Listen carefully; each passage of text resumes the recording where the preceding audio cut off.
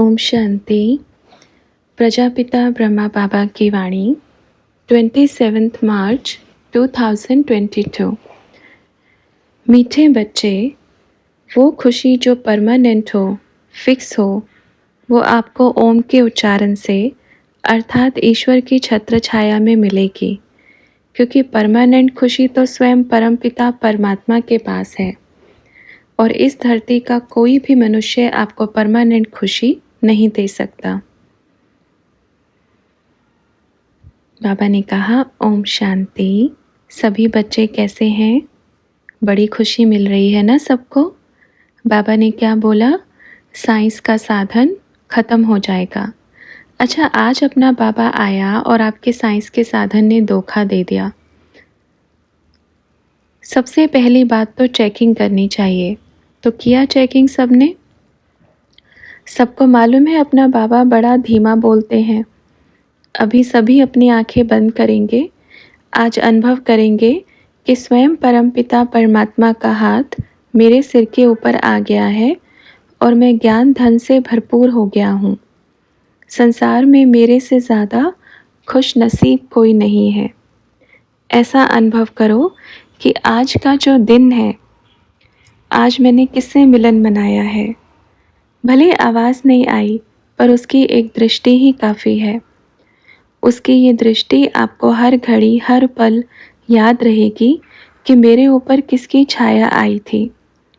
आज अनुभव करो कि आप परमपिता परमात्मा की ठंडी छाया में बैठे हैं। सभी अपनी आंखें बंद करेंगे। आंखें बंद करके आज अनुभव करेंगे कि आज परमात्मा ने स्वयं मेरे सिर पे हाथ रखा है, जिससे मैं वरदानों से भरपूर होता जा रहा हूँ। चलो बच्चों, शुरू करो। फिर सभी ने मिलकर कुछ देर ओम का उच्चारण किया।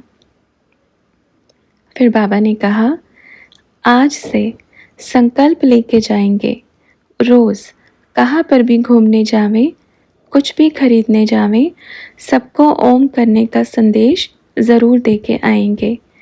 और जहाँ जहाँ भी आप बच्चों का सेंटर है या गीता पाठशाला है, कहीं पर भी सबको ओम कराना है। मुरली शुरू होने से पहले 10 मिनट, 15 मिनट ओम का उच्चारण चले, फिर 5 मिनट साइलेंस में बाबा को याद करें। उसके बाद आपकी मुरली शुरू हो। मुरली शुरू होने से पहले 10 मिनट, 15 मिनट ओम का उच्चारण चले, फिर 5 मिनट साइलेंस में बाबा को याद करें और उसके बाद आपकी मुरली शुरू हो। अच्छा, कहते हैं भक्ति मार्ग में जनक को अंतिम समय में 1 सेकंड का ज्ञान मिला। उससे उसको जीवन मुक्ति प्राप्त हो गई। वो 1 सेकंड का ज्ञान कौन सा था? कभी विचार किया? कभी सोचा? 1 सेकंड का ज्ञान, एक ही सेकंड में जो आ जावे, वो ज्ञान कौन सा था? ओम। 1 सेकंड, 1 सेकंड में जीवन मुक्ति की प्राप्ति है ना। कितनी बड़ी बात, कितना बड़ा ज्ञान है। यज्ञ की शुरुआत जब हुई तो ओम से हुई थी। सभी बच्चियां बच्चे बैठ करके ओम की ध्वनि करते थे। जैसे ही गए ऐसे ही ओम की ध्वनि भी साथ ही चली गई। जैसे अपन निकले ऐसे ओम की ध्वनि भी गुम हो गई। अब फिर से आ गए हैं तो ओम की फिर से गुंजन होनी चाहिए। पहले पहले बच्चों की पॉकेट में भी ओम लिखते थे। शुरुआत जो फाउंडेशन है उसी को ही भूल जावें तो बिल्डिंग कैसे टिकेगी, घर कैसे बनाएंगे, छत कैसे डालेंगे। तो सभी को अपने घर में जाकर ओम का उच्चारण करना है। भल कोई पूजा पाठ करते हैं, उसके पहले 5 से 10 मिनट ओम का उच्चारण करना है। उसके बाद अपने दिन की शुरुआत करनी है।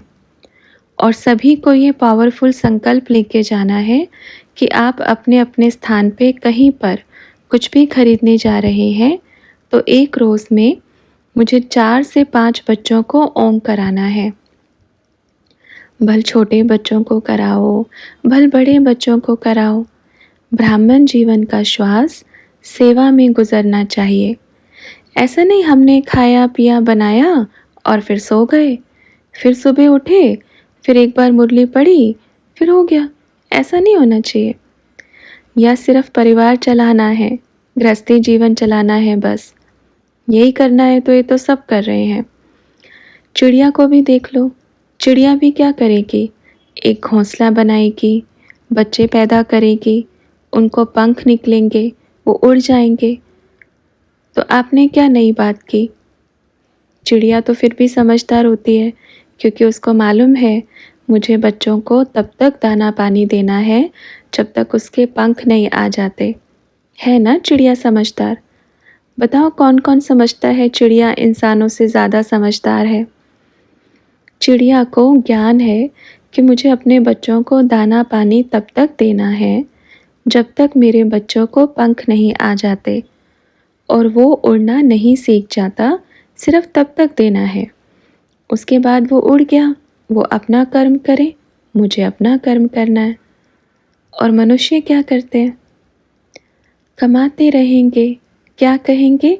मेरे बच्चे खाएंगे, फिर और कमाएंगे, क्या कहेंगे? मेरे पोते भी खाएंगे, फिर और कमाएंगे, फिर क्या कहेंगे? मेरे परपोते के भी काम आ जाएगा। तो समझदार कौन हुआ? समझदार वो पक्षी हुआ जो सिर्फ पंख आने का इंतज़ार करता है। बताओ, इस सभा में कोई समझदार बैठा है? नहीं है तो बनो। चिड़िया ही बन जाएंगे तो भी अच्छा ज्ञान मिलेगा। चिड़िया जितना ही ज्ञान काफ़ी है, खासकर गृहस्थी परिवार के लिए। बांध के मत रखो, उनको सिखाओ। उनको पढ़ाया है, लिखाया है, नौकरी किया है। पहले के राजा क्या करते थे? एक उम्र तक शासन करते थे, उसके बाद वानप्रस्थ में चले जाते थे, जंगल में जाकर के तपस्या करते थे। चलो अब तो किसी को जंगल में नहीं जाना है, लेकिन घर में बैठकर तो याद कर सकते हैं, घर में बैठकर तो तपस्या कर सकते हैं। ये गृहस्थी बच्चों के लिए है जो बोलते हैं क्या करें, टाइम ही नहीं मिलता। किसके लिए टाइम नहीं मिलता?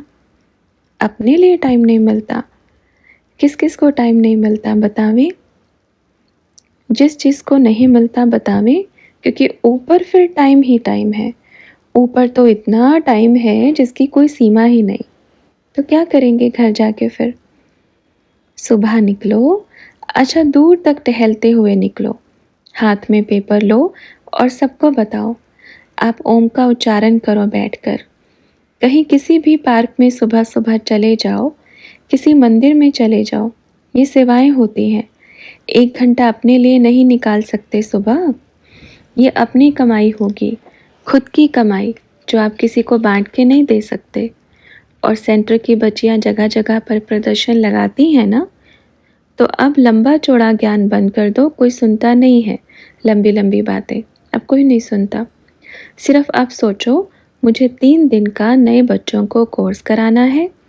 उस 3 दिन में ज़्यादा से ज़्यादा ओम के ऊपर उनको समझाना है, ठीक है?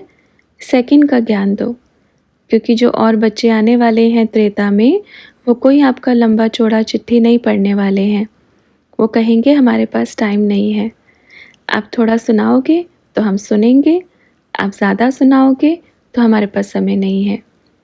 तो ये ज्ञान ज़रूर देना है। ओके, करेंगे सेवा। छोटा कर दो ज्ञान को, बिल्कुल एकदम छोटा। ओके, और देखो कितना मज़ा आता है सुनने के लिए, कितने खुशी में आएंगे बच्चे। वाह, बस 1 सेकंड का ज्ञान है, 1 सेकंड में मुक्ति, जीवन मुक्ति की प्राप्ति। कितना भाग्यशाली हूँ मैं। वो धन्यवाद देंगे आपको।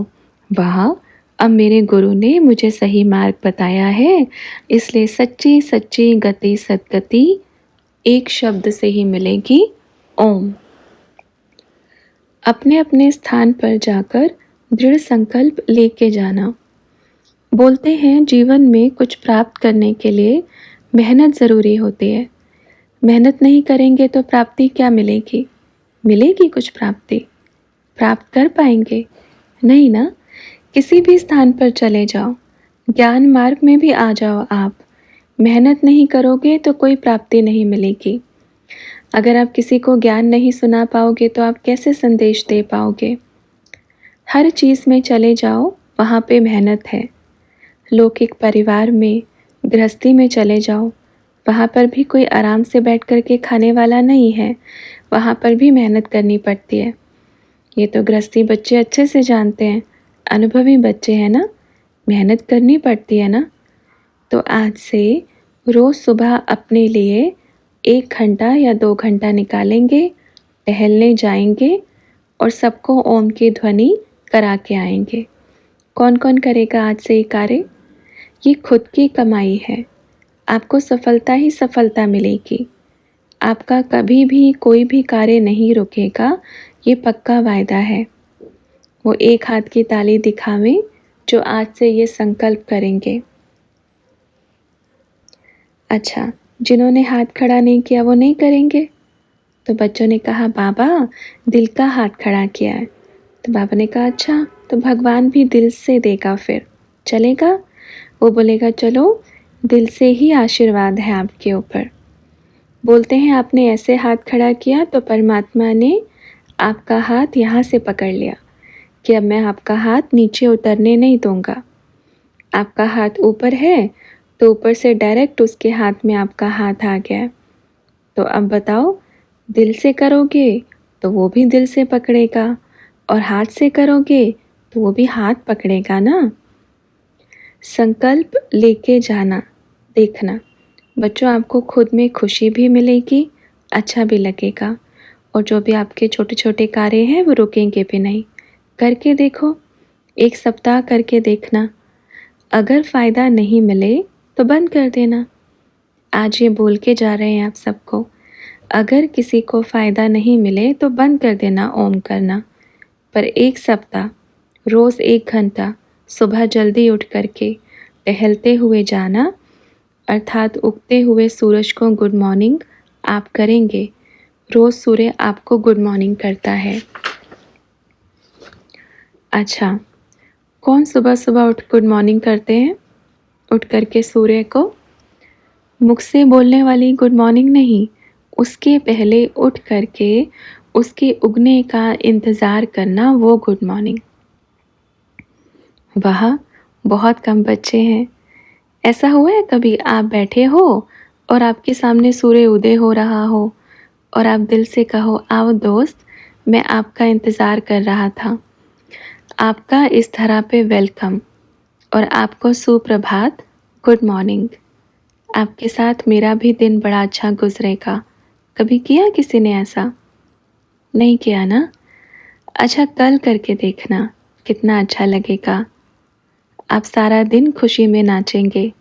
कल करेंगे ना? किसी की आवाज़ नहीं आ रही है। वेरी गुड, बहुत अच्छी बात है। ठीक है बच्चों, सब बड़े खुश लग रहे हैं क्योंकि खुशी जैसी खुराक नहीं और गम जैसा रोग नहीं। तो कैसा बनना है? हमें रोगी बनना है या निरोगी बनना है? आजकल तो बताते हैं ना, आप हंसोगे तो आप निरोगी बनोगे, हंसते रहोगे तो आपका खून बढ़ेगा। तो जो खुश होता है ना, वो सदा निरोगी होता है। और खुशी की खुराक आप बाहर से नहीं खरीद सकते। खरीद सकते हैं क्या?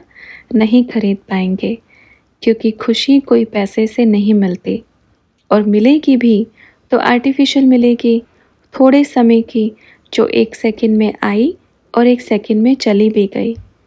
पर वो खुशी जो परमानेंट हो, फिक्स हो, वो आपको ओम के उच्चारण से अर्थात ईश्वर की छत्र छाया में मिलेगी, क्योंकि परमानेंट खुशी तो स्वयं परमपिता परमात्मा के पास है और इस धरती का कोई भी मनुष्य आपको परमानेंट खुशी नहीं दे सकता। नहीं दे सकता ना कोई भी, चाहे कोई कितना भी अच्छा रिश्ता क्यों ना हो, पर जो परमानेंट की खुशी है वो अपने परम पिता परमात्मा के अलावा दूसरा कोई दे ही नहीं सकता, क्योंकि किसी के पास है ही नहीं। सब कंगाल पड़े हैं, सब मांग रहे हैं। सब क्या बोलते हैं? मुझे थोड़ी खुशी दे दो ना। आज की दुनिया में सब एक लाइन में मांगने वाले खड़े हैं, अर्थात भिखारी हैं। सबसे बड़ी मांग क्या है?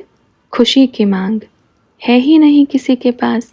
एक दूसरे से मांग रहे हैं पर नहीं मिलेगी, क्योंकि मनुष्य कोई खुशी का दाता नहीं है। खुशी का दाता तो अपना बाबा है, जो आता है और सबके चेहरे बदल जाते हैं, सबको खुशी का दान दे के जाता है। ठीक है बच्चों? ओके। आज बाबा आपको वरदान दे रहे हैं, खुश नसीब भव, सदा खुश रहो, हंसते रहो, हंसाते रहो, खुद भी नाचते रहो और दूसरों को भी नचाते रहो। ये निकाल दो टेंशन, कितने दिन की होगी, कल क्या हो जाए किसको मालूम है, क्या किसका शरीर कब छोटे। क्योंकि बोलते हैं ना, काल तो डंडा लेके खड़ा है, सिर पे एक ही मारेगा और ऊपर चल देगा। तो क्यों रोते हैं? खुशी होनी चाहिए ना। जितने भी पल जिए खुशी से जिए। ये संसार है, आज कोई था, कल कोई रहेगा, परसों कोई और चला जाएगा। आना जाना चक्र है, इस चक्र में अगर खुशी ही नहीं रही तो क्या जिया और क्यों जिए। शेर बच्चे हैं, बंदर गीदड़ नहीं हैं जो डर जाएंगे। ओके, तो डरना किससे? जिसका साथी है भगवान, उसको क्या रोकेगा आंधी और तूफान। ये स्लोगन यहाँ बुद्धि में बिठा लो, इधर लिख लो। ठीक है? बोलो सभी, जिसका साथी है भगवान, उसको क्या रोकेगा आंधी और तूफान।